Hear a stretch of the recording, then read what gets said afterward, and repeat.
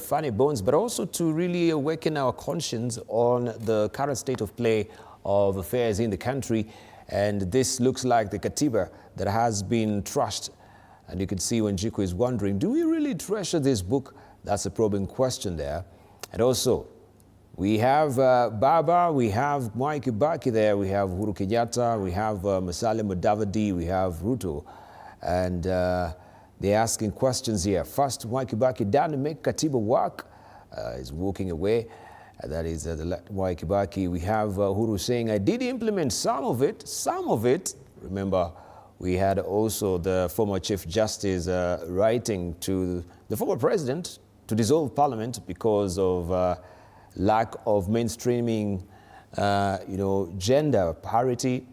We have also Musalia saying, my position violates it, right? Well, that particular position, as we know it right now, is very controversial. And we have Raila Odinga say, I always work around it, always working around it. And just as you've heard, he's saying we should maybe scale back on the numbers of counties from 47 to 14. That we have a very tiny country that cannot accommodate the 47 counties. And we have President William Ruto saying, I voted against it. Right. Interesting. What do you have to say? Let me hear from Dr. Martin Olo. Looking at all these transitions, who actually has successfully made sure that at least there is implementation of the Constitution, at least even maybe they adhere to, the big components and the tenets of a Constitution? The big parts of this Constitution are working despite the complaints, the challenges. And what are the big parts? There are aspects of this Constitution that we can do nothing about or we cannot reverse. For example, the declaration that the sovereignty belongs to the people of Kenya. A big statement. Of course, we've come a long way. There was a time when Parliament was the supreme, the sovereign. Yes. And it did whatever it wanted to do.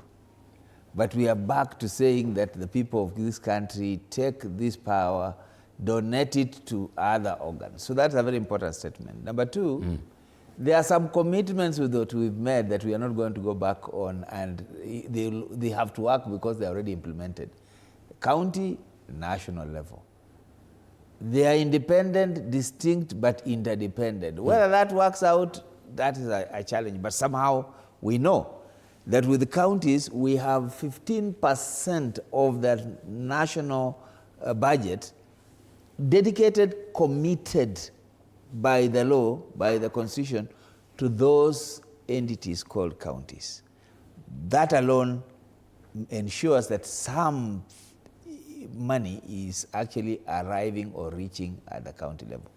Leave alone other issues that you'll hear about, wastage and whatnot. The fact is, there is a commitment that we already have. But 15 years down the line, we have this dependency syndrome that is still beleaguering the counties when it comes to own source revenue.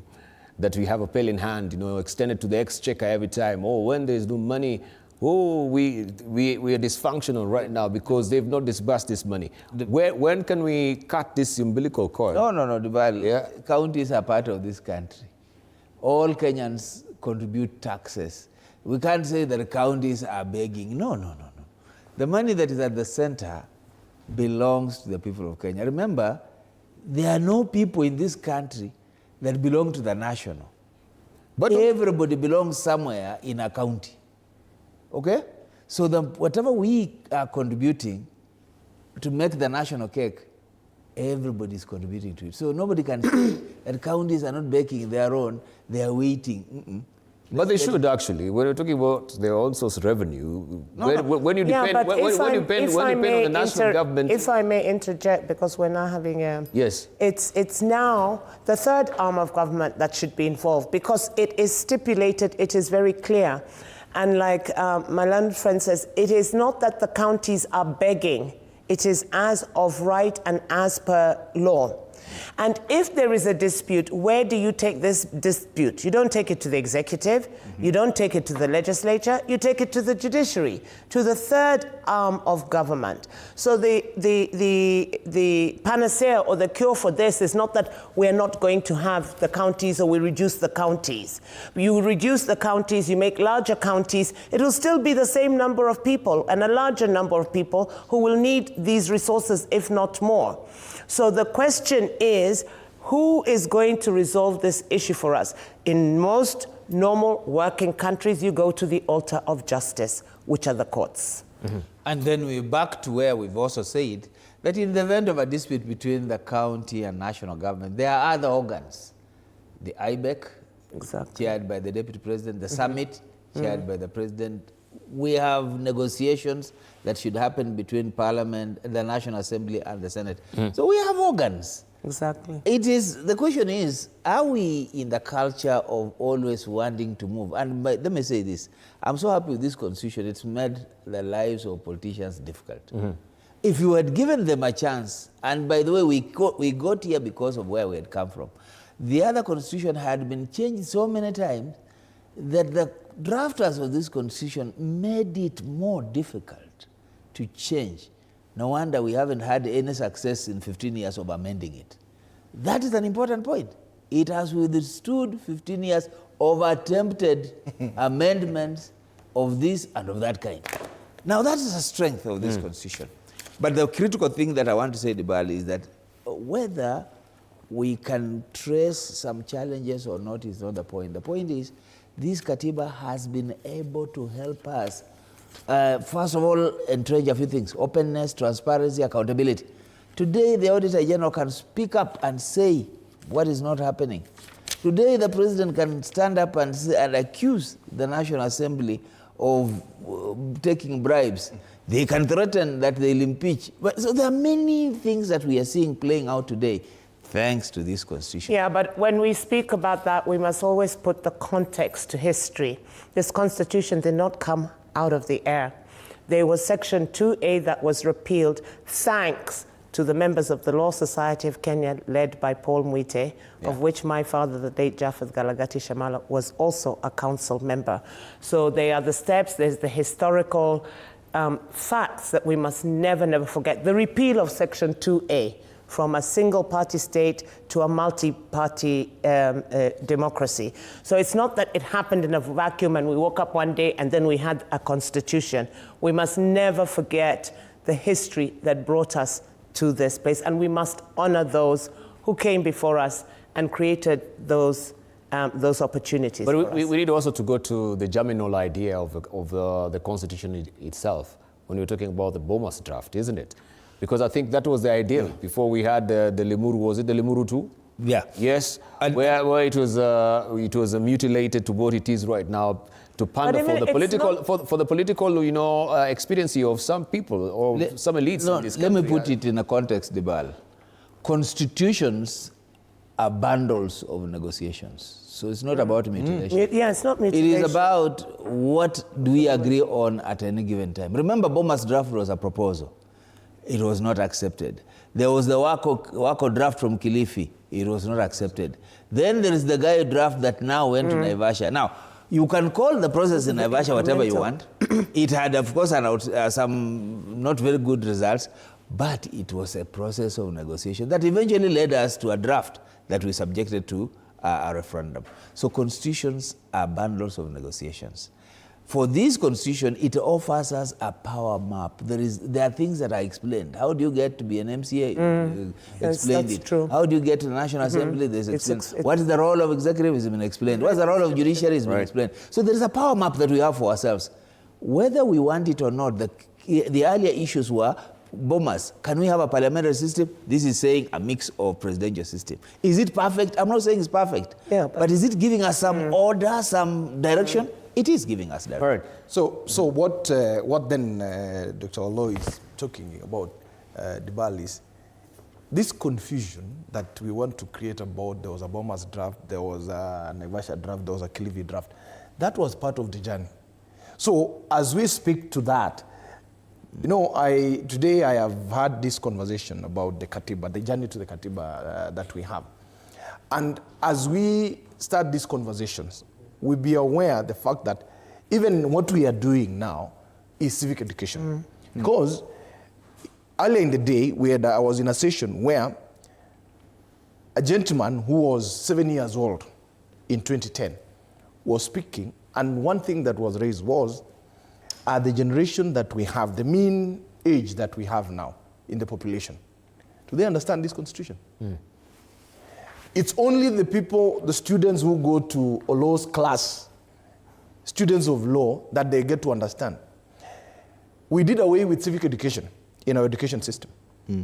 Very serious. So as we talk about this, the generation that we have now, the Gen Zs for that case, do they understand this journey that we're talking about?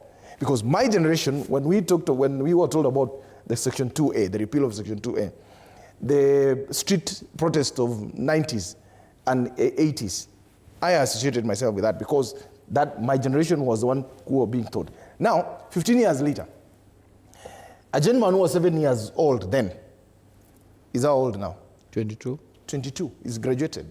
That's someone who's an active taxpayer. Do they understand the journey to the Constitution? But who is to blame? But who is to blame is the education system. That's what I'm saying now. Education. So what needs to be done from where I sit is civic education. We need to go back and understand the population that we're dealing with now do not understand this Constitution. Right. Even the language that we are using, we need to be able, talk to any Gen Z today, they'll tell you, atuskizwi, atuelewi. But if we may hark back to that particular time, I think in 2012, there was a particular intent that was coming from the Ministry of Justice then, and Martha Karua, or was it Mutula Kilonzo, senior by then. And there was deployment of, advocates, people who are very conversant by then with the Constitution in every TV station and radio station to educate the public on what the Constitution was. And I remember we used to do that very regularly. But it should be in the curriculum. That's what I'm saying. And not everybody has access to TV. It should be in the curriculum. But Dibal, what you're also saying... Everyone has access now to a mobile phone. Bundles. I think the issue that we are talking about, what you're making reference to, Dibal, is those civic education was aimed at sensitizing and educating the citizenry on the then proposed constitution. And immediately after, it was promulgated for purposes of implementation. Now, in the journey of implementation, the question is, are we implementing with the entirety of the citizenry? Or other people are just on the track? Right. And the drivers now. So what we are saying is it time then, 15 years later, that we need to come up with what you're saying, a program.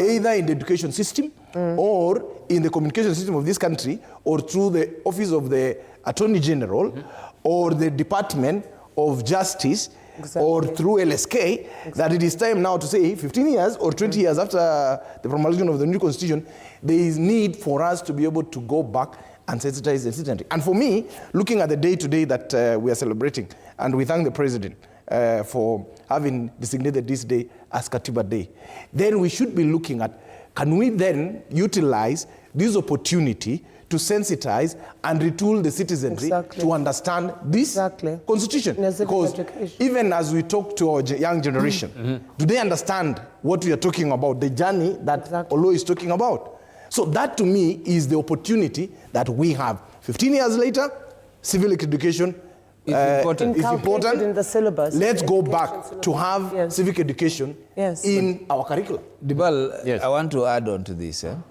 We have a Katiba, just like we have a Bible or we have the Quran. In order to make people understand the Bible, we go to church every Sunday. But we believe in the Bible and we preach about Christ and others. The problem we have in this country is when you hear our leaders talk, are they believing in the Katiba? Are they encouraging? Because we are just hearing, the Katiba is this, the Katiba. Now, we are saying, 47 is too much. The point is, we must believe in the Katiba, talk about its benefits, talk about its strengths, so that if we were to agree to do an amendment, let us again go together. So it's not a question of you don't like it, you condemn it. You don't like something, you condemn it. Let's believe that this constitution is ours, we gave it to ourselves. Remember, Kenyans voted for it at a referendum. Therefore, whether you have anything there that you don't like or not, this is the constitution of people. All right, constitutionalism. Yeah, but if I may, I think it's very important and it's very crucial that we remove this debate by giving the responsibility to the politicians, because the politicians always will have their vested interests. And like Dr. Hari said, and I want to agree with him, it should be in the curriculum. But they give a promissory note that they'll uphold, the tenets of the Constitution. Yes, I know. That's one thing. But we grew up, we had an oath, we went to school. It should be in the curriculum, in the civic education of this country, not to leave it to the politicians to educate, because the politicians have vested interests. So and they'll always have vested interests. It should be it should be a policy directive, which starts at the executive, it is implemented by the legislature, and then it moves on. There's a process for this. And that is why it must be inculcated that the history of a country, countries learn their history. The Americans are taught about their history and how they reached where they reached. They don't leave it to the Democrats and the Republicans to explain it, because they will give it will have a self-interest in it. It must be inculcated. There must be a policy on it. It comes out, the way policy papers are generated. It must be within the curriculum and the education system of this country. That said, Dibal, I would like us to go to Article 3 of the Constitution. Every person has an obligation to respect, uphold, and defend this Constitution. Every person. How will you defend it? Not government, yes, not education, all of us. So what we are saying is that as Kenyans, this conversation, and I like what Dr. said earlier, even what we are doing on this table is important. We are saying this is our Constitution. We have to defend it. We are defending it. We are saying that as long as you are a Kenyan, understand what it is saying and live by it. But we are also saying that it's not only for the politicians. Indeed, politicians don't have interest of defending this. Exactly. They are only looking for other ways of trying to change it. It is for us all, even for us to respect. Yes, even the fourth estate. Yes, all of us. All of us. Okay, so the question is respecting and upholding the Constitution. We've seen also the executive, most of the times, not once, not twice, going and abrogating what actually is within the Constitution, forming the multi-agency task on fighting corruption. We also saw previously, I think in last year, that the courts also slammed him down when he was trying to come up with a task force on revising. Is it revising or looking at the public debt? The public debt, that particular task force. It was auditing. It was an audit. Auditing, the public audit of the debt, isn't it? So how come the president has been, so egregiously violating what is within the Constitution? Dibal, we need knowing very well, not even him. Going back to Uhuru Kenyatta as well, we have the chief administration secretaries who are there. The position that is not really enshrined in the Constitution. It was also declared unconstitutional. Now, we don't have it anymore. Dibal, what you are saying is that constitutions are here to check power. And power left unchecked will always go out of the rule of law. So whatever you're seeing, the president thinks there's a problem with corruption. He is looking for a solution. In his mind, he's looking for a solution. But in our mind, those solutions are outside the Constitution. So we are telling him, why don't you come back and look at the Constitution and make sure that what you're trying to do is within the Constitution. So power must always be checked, and that is why we need constitutions. Will that power always try to go outside the Constitution? Absolutely. Will they get away sometimes? Yes. They can even get away with an amendment to the Constitution. And that will be a legal thing to do.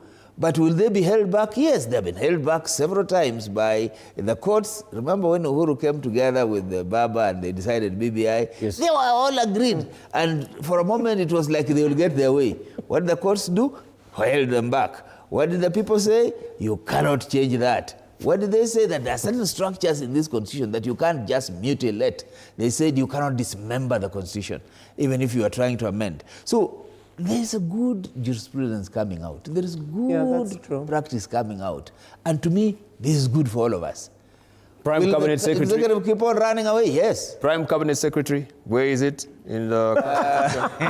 I leave Jennifer to deal with it. But the point is, I mean, you're the one who said there's good. You defend that. Why are you leaving it to me? Okay, let me say this. You know, we asked for small government. For a while, Kibaki kept that promise. For a while, Uhuru tried until he got into this handshake and he went off. Why? How did Uhuru go off? He did with many other. Why don't you address the other issue of Prime Cabinet Secretary? No, I'm coming to it. I'll deal with the Uhuru handshake with Raila. I'm coming to it. The Prime Cabinet Secretary isn't actually an illegal position, because what the president is doing is saying, here is how I want to organize my government, and he's saying that I want to make one of my own people, to assist me to coordinate. That is part of the executive. He is not going out of the executive to form an arm of anything else. I mean, he's not taking the Prime Cabinet Secretary from Parliament. Neither is he creating a Prime Minister. He's a Prime. In other words, he's saying, just like Uhuru did, that he gave when he gave Dr. Matiang'i the opportunity to coordinate others. Was he called Prime Cabinet Secretary? He was not called Prime Cabinet Secretary, whatever he was called. Are the parts of the Prime Cabinet Secretary different from the other cabinets? The parks? Yes. I'm not sure, but what I think is that he has a few other responsibility allowances that make him the prefect. Yeah, where is it budgeted from? The executive. From the executive. Actually, this is part of the cabinet. This is part of the executive, and this is the president has the responsibility to put up the cabinet. That is within his powers. So you can the only thing that I would say is the numbers a bit off because the parliament, the constitution says between this and that. Of course, we have too many. The advisors, there's whatnot. But I have no problem with the position of Prime Cabinet Secretary, so to speak, because what the president is saying, that I'm organizing my government and this is how I want Musalia to help me to manage this. And what is the role of the Prime Cabinet? So he's within the legal remit. Him. Yeah? So you say it's legal? No, I'm not. I'm saying yes. But the president has created that through an executive power order, and it's legal. Okay. Jennifer, you wanted to say something about, was it Uhuru Kenyatta and the BBI? Yeah, I know. I don't know why he was dragging Uhuru Kenyatta in, because Uhuru Kenyatta's issue, the fourth president of the Republic of Kenya, was when he started the campaign and had a favored candidate. I don't recall him making the Right Honorable Raila Amolo Odinga a Prime Cabinet anything. Okay? That was his candidate. No, I was talking about Dr. Matiang'i. Okay, no, but you somehow also brought in the issue of the Azimio, once they agreed the Azimio umbrella, they actually enlarged the government. Yeah. That's what I said. They enlarged the government once handshake came in. Yes, you can enlarge government, but you didn't have a situation. You can hive ministries, you can divide ministries, you do. He's not the only president. Kibaki has done it, Mzee Moi did it, but there was no position of Prime Cabinet Secretary. And Prime Cabinet Secretary, in a way, is making, because I would assume that all cabinet secretaries are equal, right? And now we have this Prime Cabinet Secretary, which, what, is he the prefect? What is his role? Actually, again, if we go to this constitution, the days of cabinet secretaries being powerful or less equal than the others, of all these people are actually appointed under the president. But so it's up to the president to organize himself. Yes, I know, but I think for me, on this issue, Debal, I would look at it from the positive side of it, that we are implementing this constitution. Earlier on we said, are we there on the implementation of the constitution? We're not there.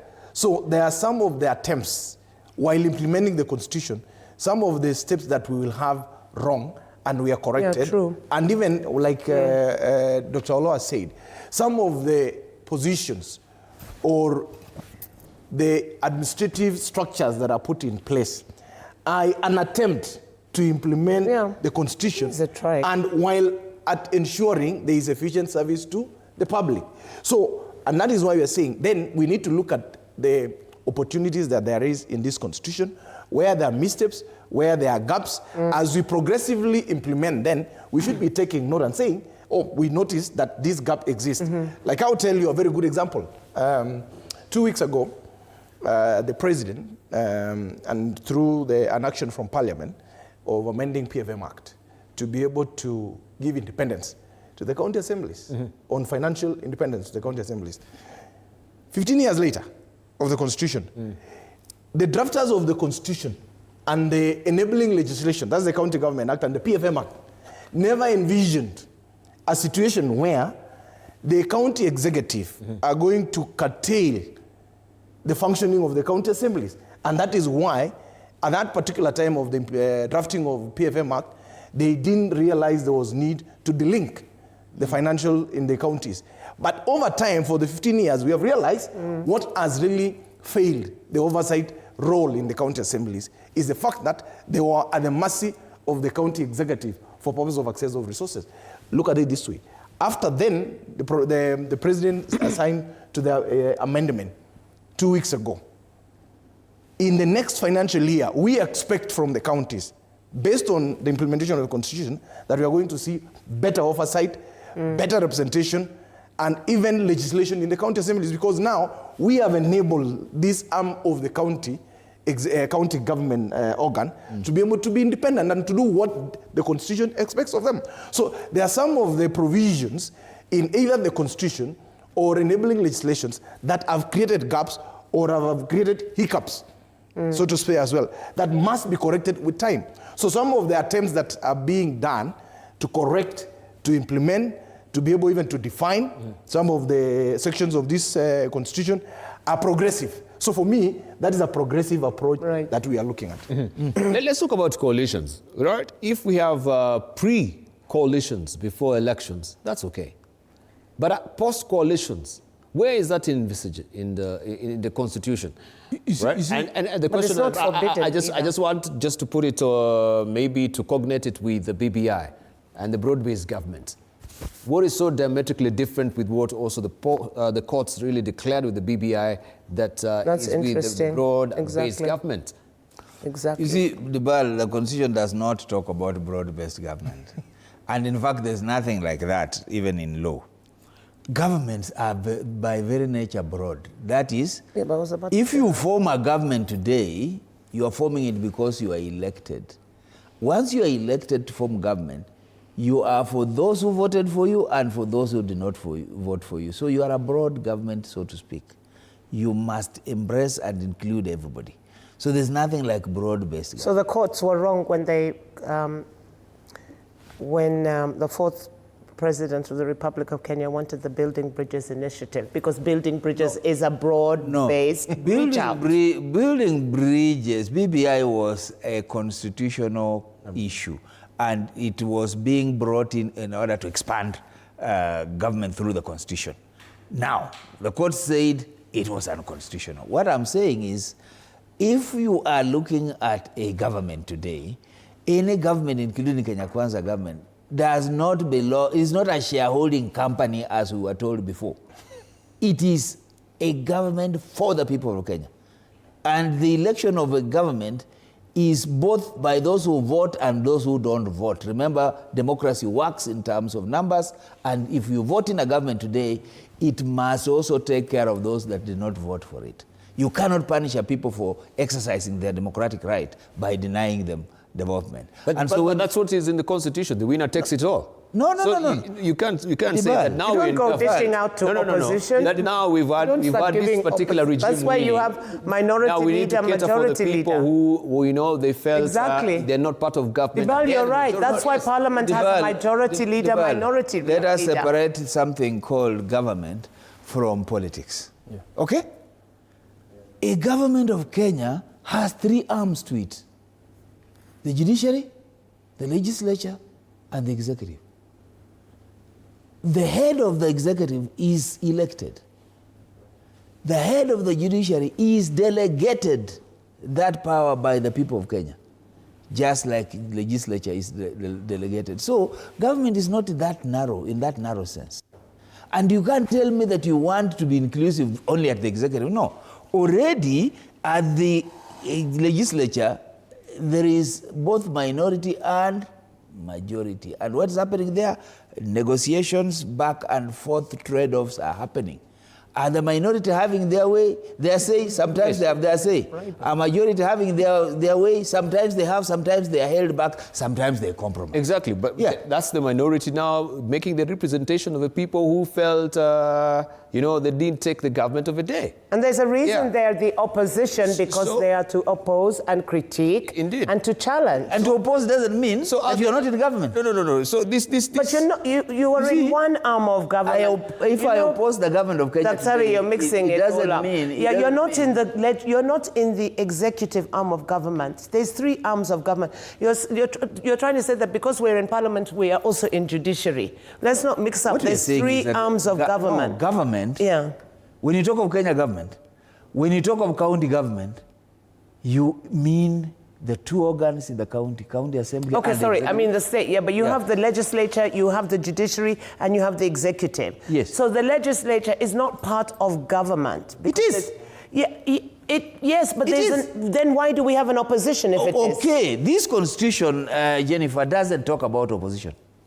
So there is no opposition. You're just trying to justify. Minority, I know where you're going with this. Yes, yeah. Let us be the intellectuals we are and the lawyers we are. Yeah. It is a reality. You have the opposition and you have the government of the day. I'm saying on record, and there's a reason as a constitutional lawyer, that this constitution, as designed, does not talk about opposition or government. It says majority and minority. It being the case, that's why you can't say that you need a head of opposition. Can we navel gaze on the executive? Because that's where I'm interested. Executive with the broad-based government, because I think this is where it begins. I started by saying there's nothing like broad-based government. Yes, there's nothing. So I'm asking. But the basically, you're saying we have. So the president has a prerogative through the executive order to actually have a broad-based government. Is that what you're saying? And there's a practice, Dibal.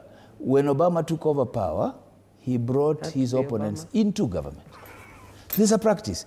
Governments are formed on the basis of interests that you want to reach out on. So you can't say that if you bring in opposition or people who are on the other side in a government that you are necessarily mutilating. No. It's your interest. So if tomorrow the current president decides he doesn't want a broad-based government with the right honorable and he takes on the 4th president, it will be broad-based, correct? What I'm saying. I've understood now. Okay. I'm saying there's nothing like broad-based government. Right, thank you. Let me come to Dr. Chepkwony here. We focus now at least on the national unity, especially with devolution.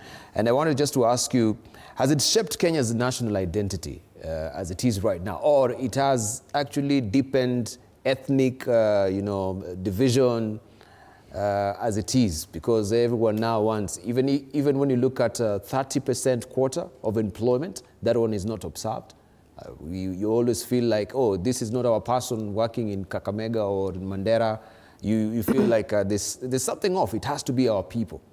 Has it entrenched tribalism? I think I will tell you, Dibal, that's one of the key interests that I've taken note of. Even at the space that we are at intergovernmental relations, we have also come to realizations that one of the weaknesses, or so as a scientist, would be the unintended results from devolution is further marginalization. Why I say that is because if you speak in Nairobi here and talk about Wajir County, you would imagine Wajir County is an homogeneous tribe. But when you go further to Wajir County, you realize there is clanism, there is sub-clanism. There is also that small minority by virtue of residence. A good example is Shamala comes from a neighboring county to my county, Nandi County. The Luhya community in Nandi are a minority, so to speak.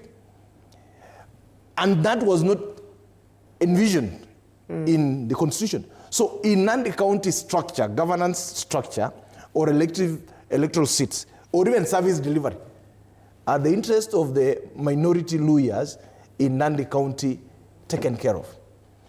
Do we have sub-clan and clan wars in Wajir County? Which was not envisioned. Go to Samburu County. There is a small minority tribe of Turkanas. Do they get equal services as the larger Samburu? Nationally, we would think Samburu as a people are a minority. But within Samburu County, they are a majority.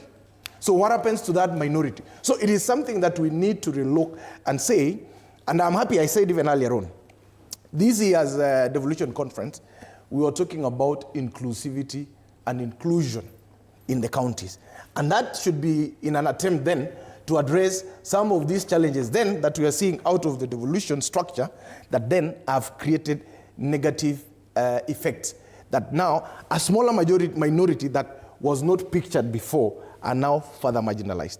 By virtue of representation, even service delivery. There has been some fighting in Narok County where there is an MCA from a minority tribe that is purported to or is reported to be fighting the governor, and yet because he has been pushing for resources and services to his people. So for me, I'm looking at then devolution has worked to the county level, but we need to look at deeper in the county. Is it working for everybody within that county? All right, Martin? Precisely. I think, Dibal, we have a constitution in place. It means well. The discussions that we are having only indicate that it is not working out as well as the intentions are. It has been said that a good constitution given to a bad people, it remains just what it is.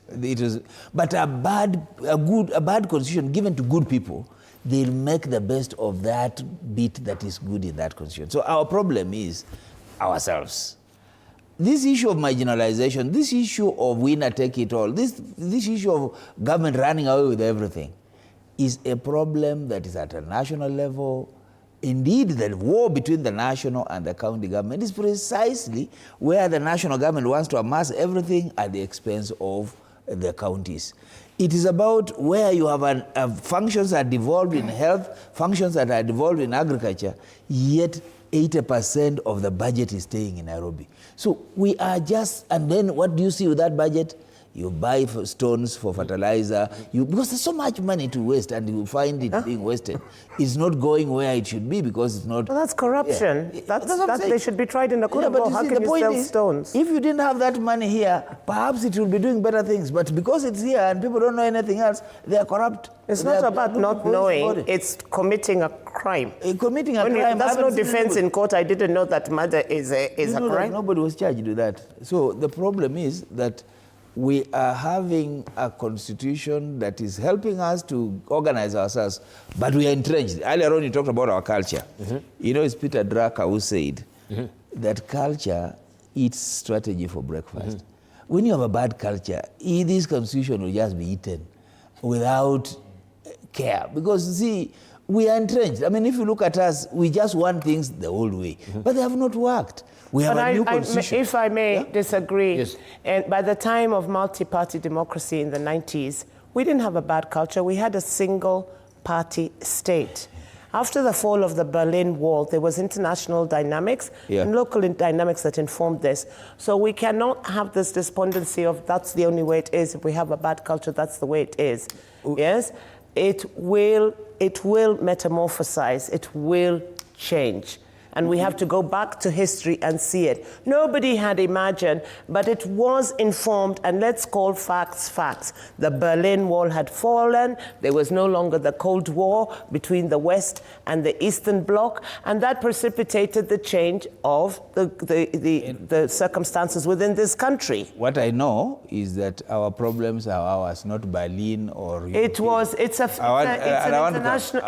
is a fact. When Moi realized that things were too heavy for him, he agreed to A. Remember, when it was okay, he said, change that part that was multi-party, make it one party. Then eventually it's him again who said, change it. The pressure I think we need to look at things geopolitically and not be so interested in how. But I would like to say that our issues are internal to us. When we are saying we have a good constitution, we will not need the geopolitics to come and implement this for us.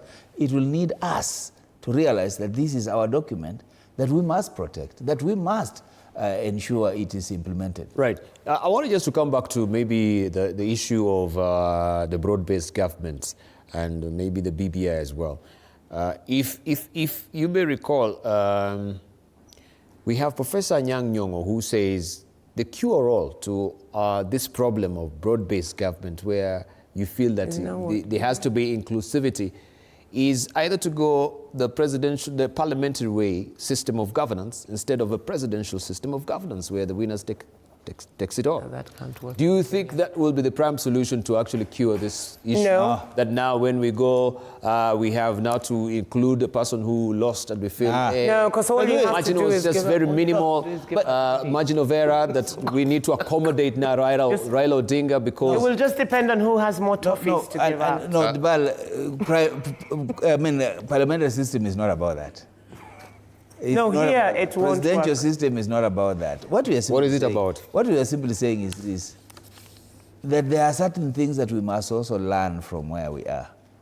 There are parts of this, there are parts of our culture that are okay. For example, when you go to Northeastern, not everything is done democratically the way we know it, voting. But there is a situation where when people sit down to negotiate, agreements are struck. That is respecting certain traditions. So when we can get that at that level, democracy in and of itself cannot help us that way. So we want to implement things that sometimes are not here. For example, don't tell me the presidential system is not good, let's go parliamentary. We will still be talking about it.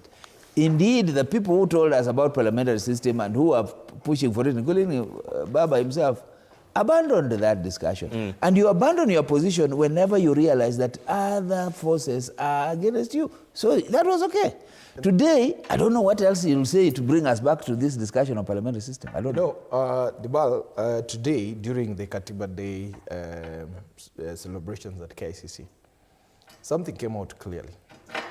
That fact is, Dr. of Law here will tell you that what we have in the Constitution now is an hybrid of parliamentary and presidential. As to what we talked about earlier on, as to how we found ourselves here, the legislators of that time and the government of that time, it is them who decide. For us, we are living and implementing as it is. The question then, which came out today, was that, fact is, initially there was a choice of one, presidential. Midway, there was change into parliamentary, without then reviewing further structures beyond that section of law. And so, where we find challenges because of the hybrid system, it is what we have to now. Where did we get this hybrid system? Where actually Jennifer, she's talking about the geopolitics. You borrowed You borrowed it heavily from the American system. Without even knowing what actually it is all really entailing. There was a clear understanding. You know, Dibal, I might have not had the privilege of being in Bomas, but I was in the university and I took keen interest in this. And Olo here will tell you, if he goes back to his notes in those times, he will tell you what was the designed pure presidential system, and there are notes to it. There are even reports to that extent. To the pure parliamentary, there were as well. The entirety of the whole constitution, that version, every version was there. But what was accepted today in parliament, in KICC, is the fact that what we have is an hybrid.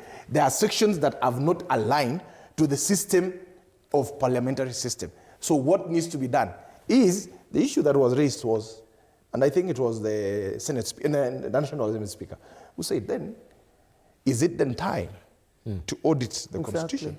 It is. There are people who are talking about, is it yet time to amend the Constitution? There are those of us where I belong, that we still need another 15, 20 years of implementing this Constitution for us to be able now to come to that conversation. Thank you. And that's where we are. You cannot trust monkeys with the affairs of the forest. Because they will only look at it from what they can gain out of it. This Constitution We cannot trust politicians. But at least monkeys, they know every nook and cranny. Yeah, and who are you going to trust? They're the they're the ones to ask. For now, if you want to get the map of the forest, who would this you thing trust? may be imperfect, but wachana nayo. We'll just leave it the way it is. And, okay. And let me build this. The reason why, for me, from the IGR space, why I would want this constitution another 10 or 15 years. Among us, the mandate of the IGRTC, there are two mandates of IGRTC that we are yet to implement. One, full transfer of resources to accompany the functions. We have yet to conclude the costing of those functions. We are yet even to define the standards of service. As we talk about provision of healthcare, on what standards? So when we say in Vihiga County, healthcare provision is at what rate? Yeah, but you have international standards. That's you what I'm have saying. To check so the ISO. those international standards, have we been able to domesticate? You domesticate right? them, or so you for just me, we are yet to conclude to that extent. I have the mandate, we have the mandate as IGRTC to transfer resources to the two levels of government. That process, we are yet to conclude, but it is being progressed.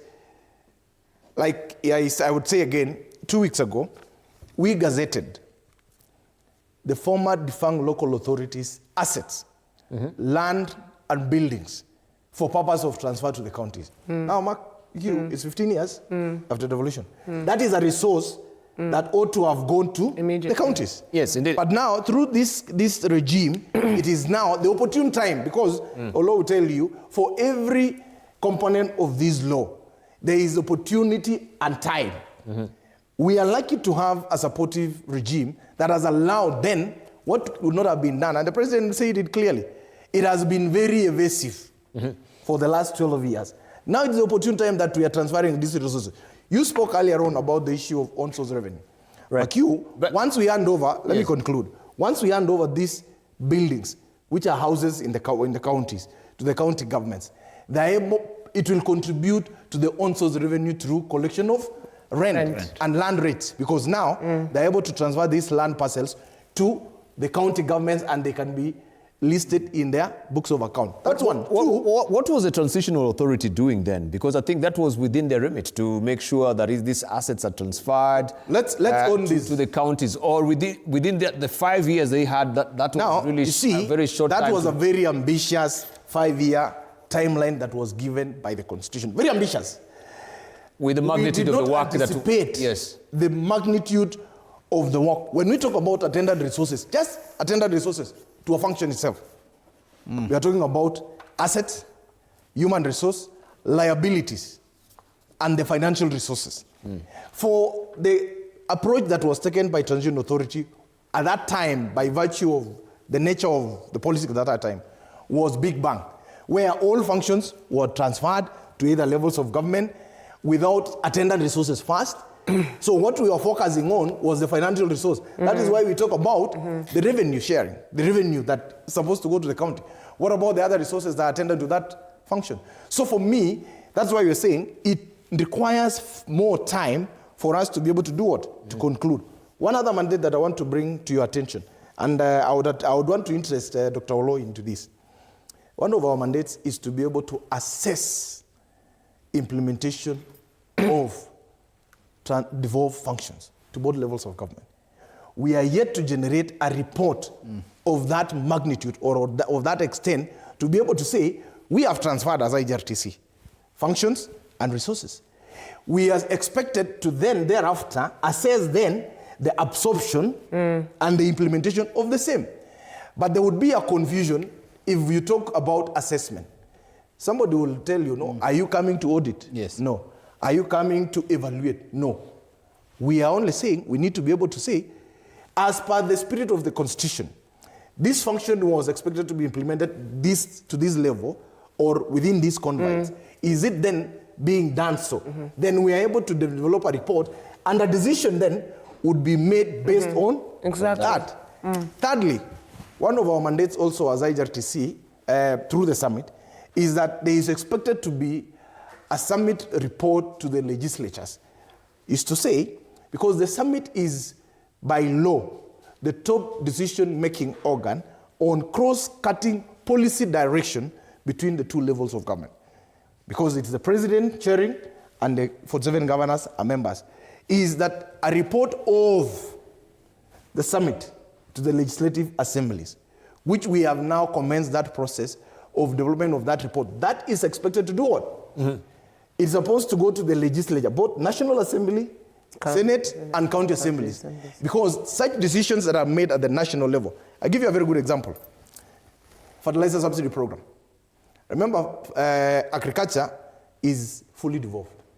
But through the summit, the national and county government national coordination summit, the president and the governors agreed that let this be handled by national government.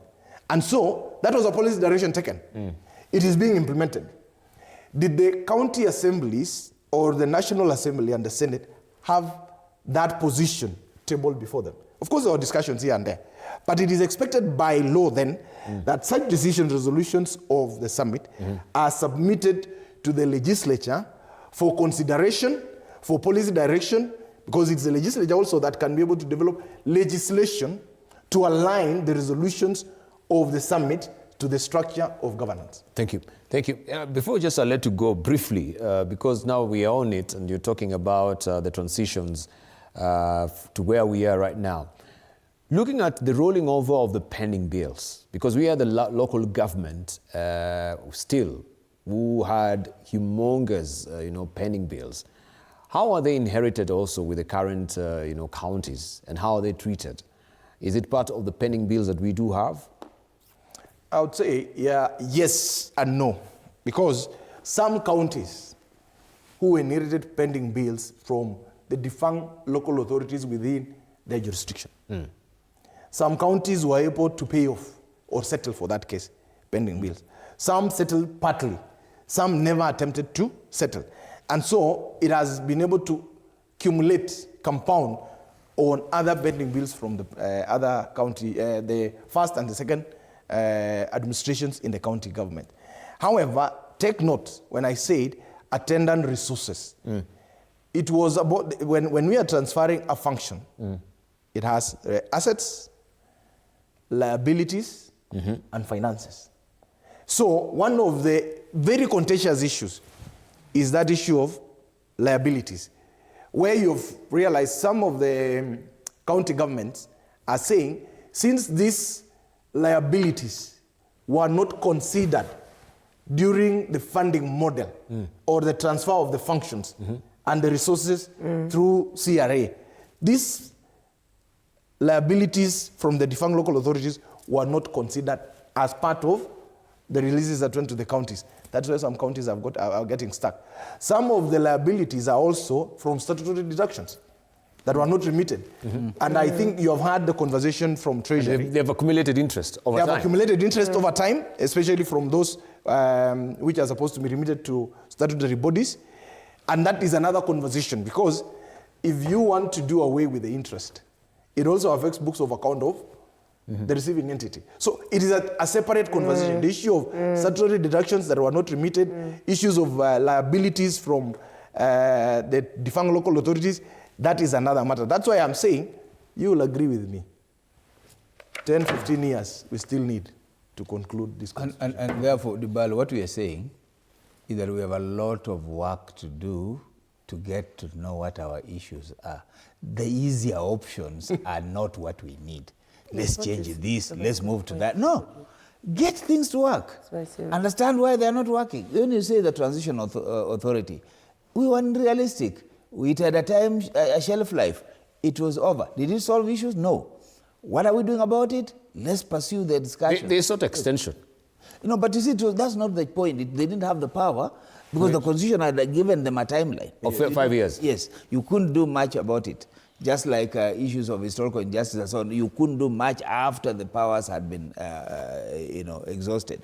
Where we want to come But to, while I did Dr. Yes. Dibal, Makiu, the T of that time is IGRTC of now. Yes. Because the functions of TA that were left incomplete it is the mandate of IGRTC to complete. Yeah. Okay. So that is not an issue that is pending. Yeah. What we are saying is we need to have sober conversations, and we need to have a positive mind as we approach these issues. You don't want chest thumping. You don't want warmongering between the national and county governments. We know we have a challenge. Indeed, county governments inherited a lot of challenges from local authorities.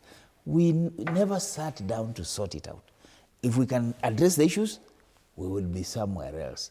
This issue of own resource and so on, what I say is that all resources in Kenya belong to Kenyans.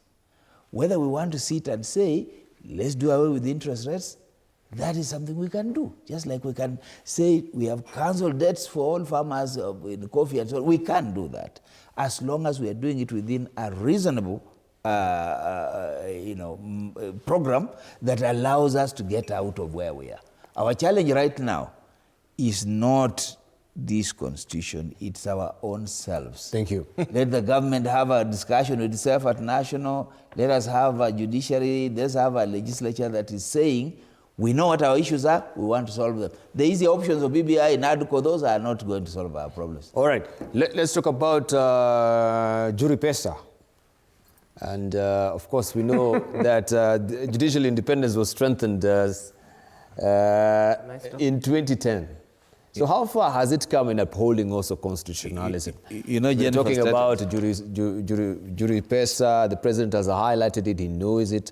He's intimately familiar with very raw intelligence. So corruption within the judiciary. The lawyers here will Jennifer Jennifer can tell us more about corruption. I think Have you come any closer? Is the president what he's saying justifiable? Yes, and I want to commend him on that, because at the end of the day, no nation, you have the executive elected by the people. You have the legislature elected by the people. You have the judiciary appointed through a very complex mechanism. And there is a reason why it is called the temple of justice. It means that if I have a grievance with the executive, as a Kenyan, I have a grievance with the legislature, I can go to the temple of justice. And being an advocate of the High Court of Kenya, and you know that it was the lawyers, it was the Law Society of Kenya, led and chaired by Paul Mwite, the Honorable Paul Mwite, in which my father sat on that council, that spearheaded the fight for multi-party democracy. I think they must be, my father is the late Japhet Galagati Shimala, very, very disappointed. And if the people of Kenya feel, I heard both my learned friends debate, and I was very engrossed with what they were saying, that we have nowhere to go. When we're aggrieved by the legislature, when we're aggrieved by the executive, we have nowhere to go. What then is the solution?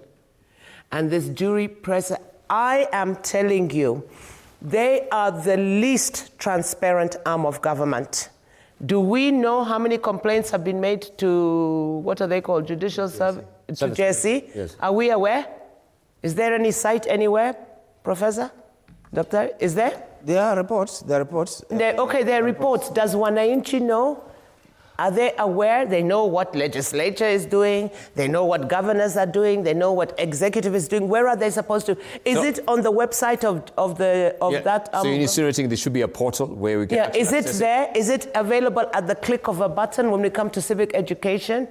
Do we have a list? They can be in reports. Which they have at hotels, 5-star hotels. You fly to Mombasa, they address the National Assembly, they give out the reports, they give out the statistics.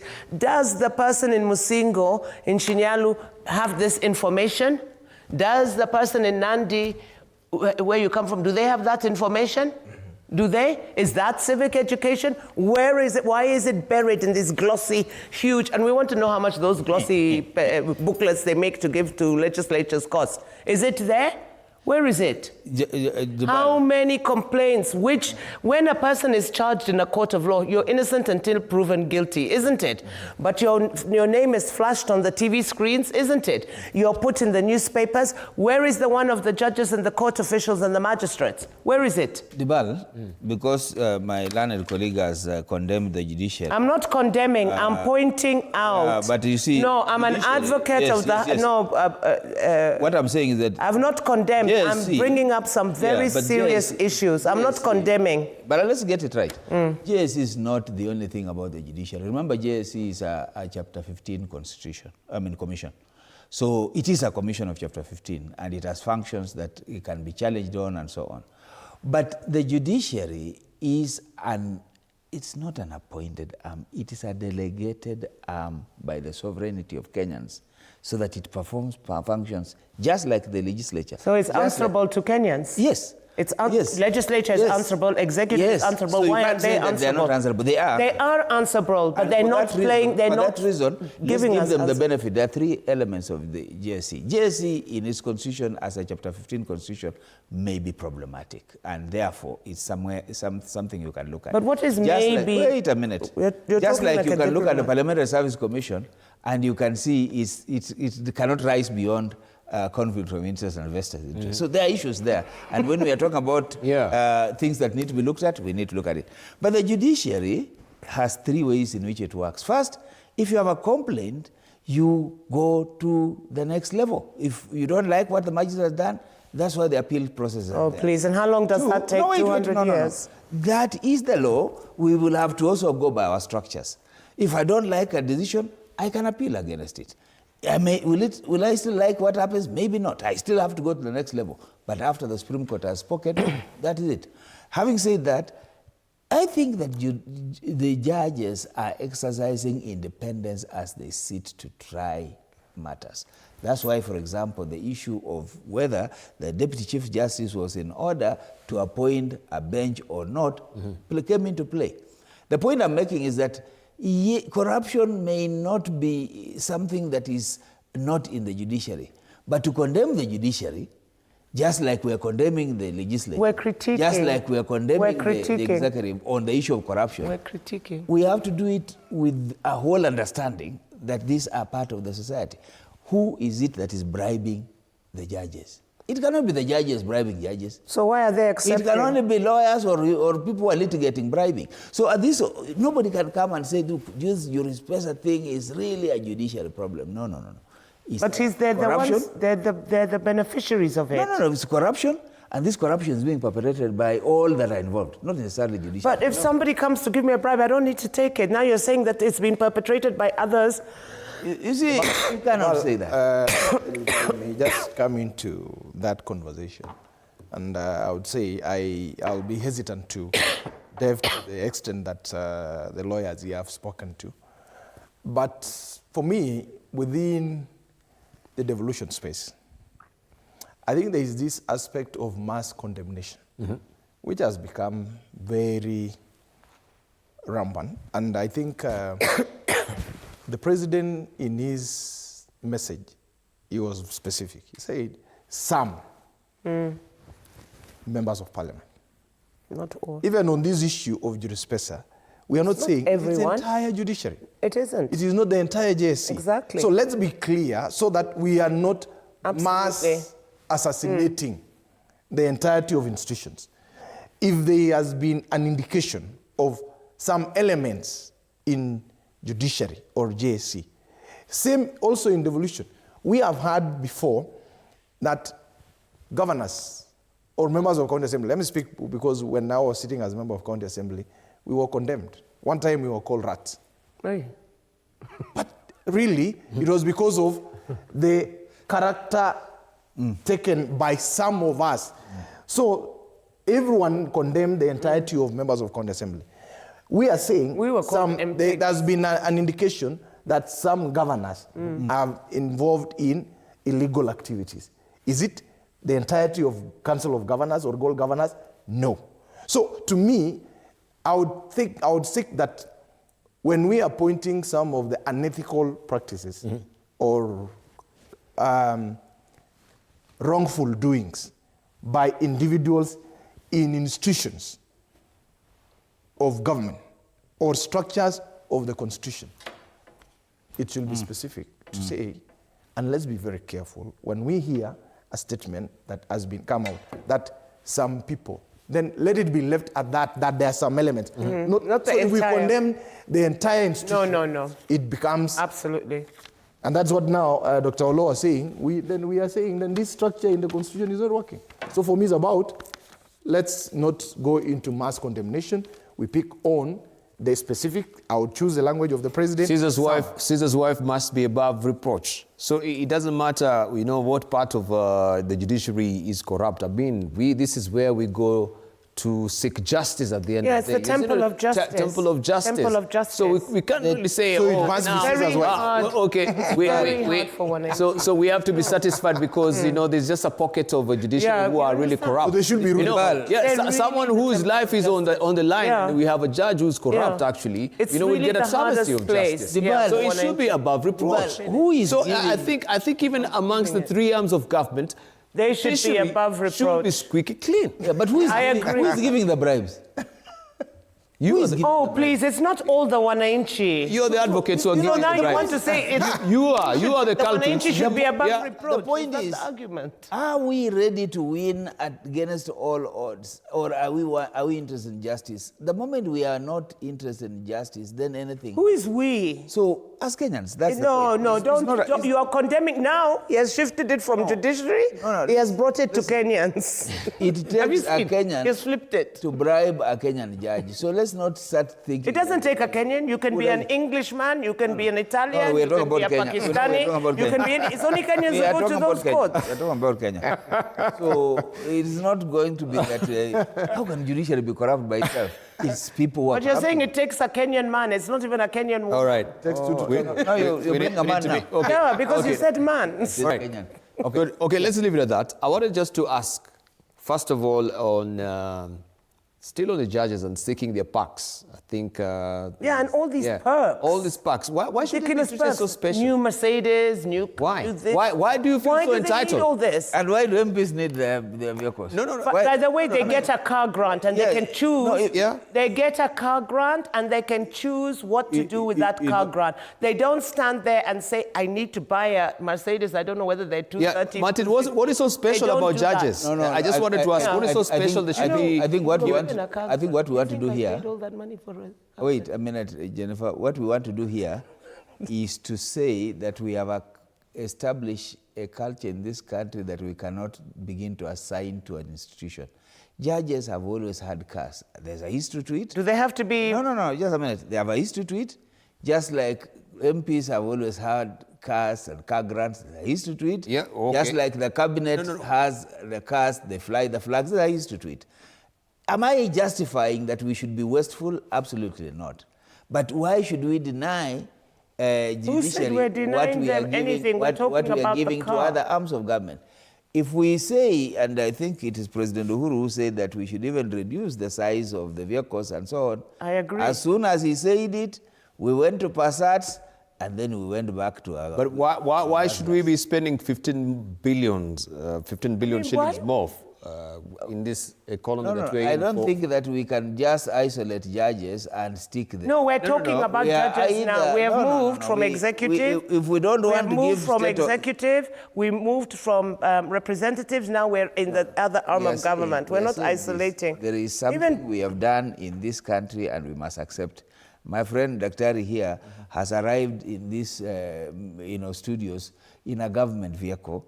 Yeah, but it belongs to security. government. That is what the parks. he's That's the parks. That's the no, parks it's that not the a officer- perk. It's for his defense. Okay. It's not a perk. Let me ask you. Yeah. You have arrived in a government There's nothing vehicle, wrong. not your private 500 SEL. Did you come in a 500 SEL private? So they want a cost of living adjustment, even in their pension. Yes. So every time that there is an inflation, then the pensions also is tweaked. Yes. Yeah. This is not applying to every other civil servant. How come? It's only the judges. How come? I think, How come? What is so If special you about agree, them? if we agree to it and we give it to them, what's wrong but with I think that? the But we're just asking, what's so the BAL special about them? The BAL, what Dr. Olo is trying to bring out is the fact that there could be issues. There are issues touching to the perks and benefits that civil servants are getting. So I think so that it is not only tailored or towards judiciary or judges, the conversation should be the wage bill burden. The wage bill for this country. Yeah. So that now but we are should speaking also be on an equal platform. Yeah, but we should so that also we are able to assess and analyze all the public service as a whole. So that we talk about the wage bill burden. Okay, still on the wage bill, because I wanted to maybe juxtapose that with the governance. I think previously we had the governance pension bill, Now, so governors are seeking to have gratuity and pension, of course, after 2-year term. So is that still in the pipeline, or also how are you handling it as an institution? Okay, I think the issue of benefits to county governors or the public service in county is a matter of Salaries and Remuneration Commission. But that may be, I can comment about it. Yes, please. One, you would note that currently the county executives, governors, CCs, CEOs, as well as members of county assembly, none of them has a pension scheme. All they have is gratuity. Very sad. Right? I participated in drafting a proposal to establish a county government pension scheme for both members of county assembly and the governors in 2020. It was abandoned midway because I think, like we spoke about the right timing, we were not able to get it passed into the Senate. As we speak, even governors who have served for 2 terms are not getting any benefit of any pension. Now, what the discussion was is a reflection then of what is happening at the national government. The presidency has a pension scheme. The parliamentarians, the legislature, both Senate and National Assembly, have a pension scheme. The legislature in the counties have none. Nothing. They get gratuity, whether you do 2 terms or 3 terms. I did 2 terms. I got my gratuity. I have no pension scheme. Very sad. There are governors who have done 2 terms concurrent. They have exited the service. So the conversation then that there is the conversation of equity. How we treat the national government executives and legislature should reflect in the counties. That is the conversation. So what governors are pushing is what they have not been able to achieve all this long. Still goes back to what I said. Some of the gaps in this constitution and the other enabling legislations have created inequities that need to be corrected. So it is a conversation that is ongoing to be able to equal and be able to have equal treatment for people who have served in 2 levels of government. Perhaps if I may, I would like to pose the question, Debal, and it's very crucial what my colleague has just said, and heartbreaking. When do we have this conversation? Because it feels like it's almost immediate. Because he's correct. And how far can it go? Because I can see some legislators who were there since 1984. Also, they want, them to be considered for this particular pension bill. It's very sad. So, harking back to 1984? Dibal, if we situate this conversation in a wider context, then we are fair. Because what we are saying is that anybody who has served, anybody who has worked, should be able to have a life or an entitlement to a pension after work. If that is the principle, then it applies across. So there shouldn't be others who are denied and others who are agree. So that conversation should be okay. For me, I think sometimes we bring up other extra issues. For example, the wage bill, the what. If we are paying pension, let's pay pension. And let's agree that the policy applies to all who have served and across board. So it can't be that these officers get, these officers don't get. So if we put it that way, we're okay. And that's the conversation we should be having. Whether we're looking at the judiciary, we're looking at the executive, we're looking at the governors, we're looking at the county assemblies. If legislature is legislature, then it means the same thing both at lower level and at the national level. So she'll cut across. Okay, we're just about to finish. I think, Dr. Chepkwony, you had raised the issue of civic participation, right? Public participation. Public participation still, which was very central in the constitution making. But I think it's a big joke when we're talking about this public participation, and that's why there was the AG, right? The AG came up with this particular bill, a public participation bill. Yeah, and I think information also coming to hand just recently was showing the Speaker of the National Assembly. Let me try and get it and see what he had to say. I can clarify because that. Because today, when you're talking about public participation, it's not really what was enshrined in the Today, Constitution. I think it is every Kenyan today must celebrate today's events. For the first time, after 2012, we have had verbal commitment by the AG herself that she has done a proper bill and has transmitted it to The National Assembly. the National Assembly. Mark you, for the 15 years that we are celebrating, Dr. Olo, you'll remember that public participation bill, because it is a requirement in law. Most of the legislations have it as a principle. Public participation, but it should be a statutory provision, public participation. We have processed that bill from 2014. By 2017, there was an attempt to forward it to National Assembly. Then it was during Governor Waiguru's term as the CS. Now, 15 years later is when it is making its journey to the floor of the House. 15 years. And the Senate, the National Assembly Speaker, Right Honorable Watangula, has committed that from 30 days from when they resume from recess on 23rd of September, that bill shall be concluded, processed, and forwarded for assent. That is a huge gain, because look at it this way, Debal. Most of the government interventions that they have attempted, especially in this regime, they have faced challenges in court. Purely, a majority of them is failed by the fact that the public participation has not met the threshold, which the question has been, the threshold on public participation has been a moving target, because there is no framework to define it.